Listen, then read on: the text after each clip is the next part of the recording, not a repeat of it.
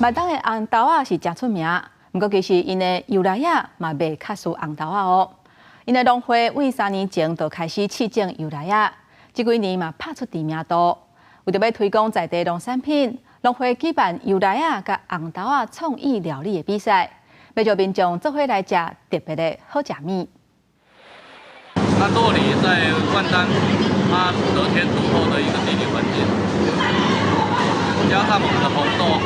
桌顶一盘一盘大班，阁真好食款的料理，济师傅参在地妇女拢展现因的功夫，用万丹乡的红豆甲由来仔入菜。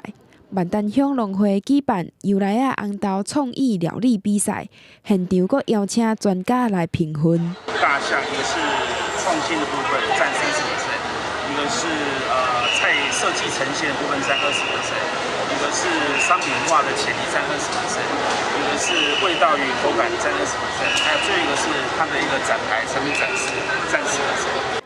讲到万丹，大家头一下想到的大部分拢是红豆、牛奶等等。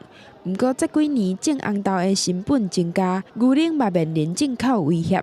为着产业转型，农会对民国109年开始鼓励农友试种由来仔，佮成立产销班。那我们希望说，让消费者也去明了，在万丹这个地方有台湾最好的水果。那因为我们台湾的地理环境，在我们屏东县，所有的农作物，包含果树，都是最早采收。